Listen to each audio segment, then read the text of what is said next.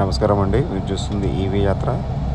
ఇది అనంత పద్మనాభ స్వామి టెంపుల్లోని కోనేరు అండి. అందులోని చేపలు ఇవి. మనం ఇప్పుడు త్రివేంద్రంకి అనంత పద్మనాభ స్వామి టెంపుల్కి వచ్చినామండి. మీరు చూస్తుంది దేవాలయము అదేనండి.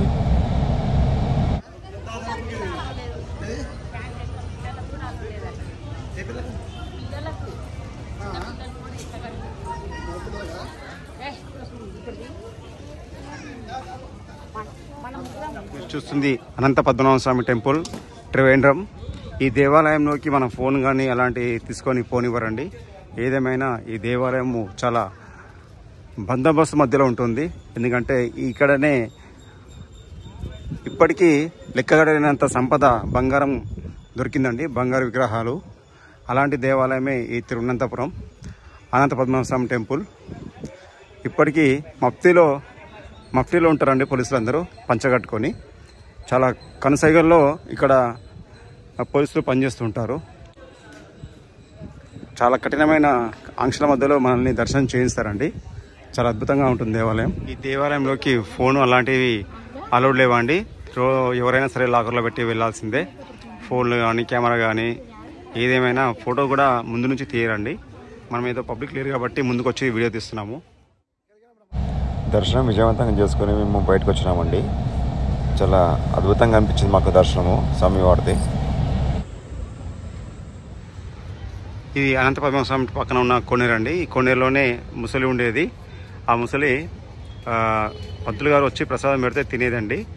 కొన్ని సంవత్సరాలు అలాగనే ప్రసాదంతోనే బతికింది ఆ ముసలి. ఒక సంవత్సరం కిందట ఆ ముసలి చనిపోవడం జరిగింది. ఇది టీవీలో కానీ న్యూస్లో కానీ వచ్చిందండి. చాలామంది తెలుసు ఈ స్టోరీ. ఎందుకంటే మళ్ళొకసారి చెప్దామని చెప్తున్నాను. అనంత పద్మనాభ స్వామి టెంపుల్ పక్కన ఉన్న కోనేరు ఇది. ఎంట్రన్స్లోనే ఉంటుంది ఇది.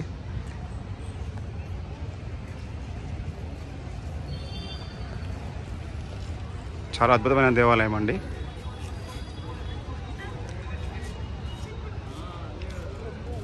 కొన్ని లక్షల కోట్లు విలువ చేసే నిధి ఉన్న దేవాలయము శ్రీ అనంత పద్మనాభ స్వామి దేవాలయము. ఈ స్వామిని 3 డోర్ల నుంచి చూడాలండి. ఒక డోర్లో తల, ఒక డోర్లో మొండెము, ఇంకో డోర్లో పాదాలు. ఈ స్వామివారిని దర్శించుకోవాలంటే ఈ 3 డోర్ల మధ్య నుంచి చూస్తేనే స్వామివారు మనకు కనబడతాడండి.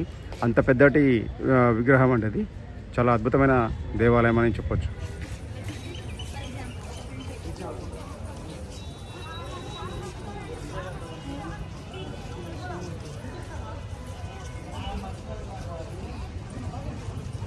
ఈ దేవాలయంలోని వెళ్ళే దారిలో కనిపించే ఇవి పటాలండి. ఇంట్లో కావాల్సిన షోకేజ్ పీసులు కూడా ఇక్కడ అమ్ముతుంటారు. ఇది భగవతి అమ్మన్ టెంపుల్ అండి. అటుకుల అమ్మన్ టెంపుల్ అంటారు దీన్ని. చాలా అద్భుతమైన దేవాలయం ఇది. తొందరగా ఆర్తిస్తారు, చాలా బాగుంటుంది.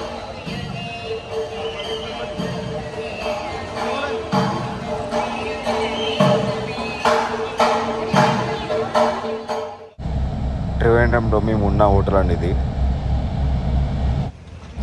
రాత్రి సమయంలో ఈ దృశ్యం చాలా అద్భుతంగా అనిపించిందండి. అందుకే వీడియో తీశాను. ఆ కోనేట్లో ఆ గాలిగోపురం నీడ అచ్చంగా అలాగా పడుతూ ఉంటే అద్భుతం అనిపించింది. దేవాలయం లోపల స్వామివారు అచ్చంగా ఇలాగా ఉంటారండి. కానీ నల్లరాతి విగ్రహంతో ఉంటారు. కానీ నమూనా మాత్రం సేమ్ ఇలాగనే ఉంటుంది.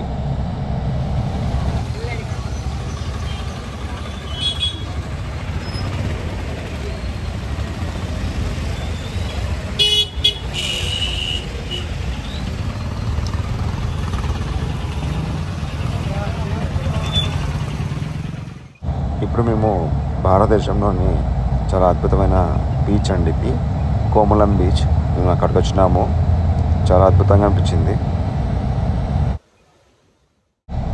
ఈరోజు అమావాస్యతోటి అక్కడికి యాత్రికుల్ని సముద్రంలోకి ఎవరిని పోనివ్వలేదండి.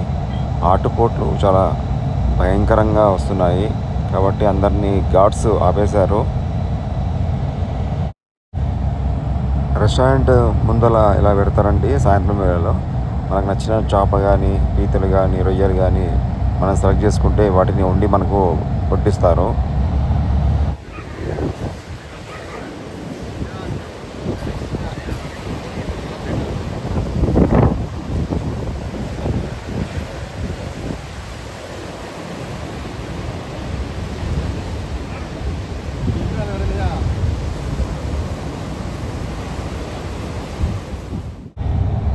పాలక్కడ్ వెళ్ళే దారిలో ఇది టనల్ అండి. ఈ టనల్ చాలా అద్భుతంగా ఉంటుంది. పిల్లలు కూడా ఉంటే చాలా చక్కగా ఎంజాయ్ చేస్తారండి ఈ టనల్ నుంచి పోతూ ఉంటే. వారం రోజుల ట్రిప్పు మాది విజయవంతంగా పూర్తి చేసుకొని తిరుగు ప్రయాణంగా మళ్ళీ మేము హైదరాబాద్కు వస్తున్నామండి. ఇది కోయంబత్తూరులోని దృశ్యం. నమస్కారం అండి.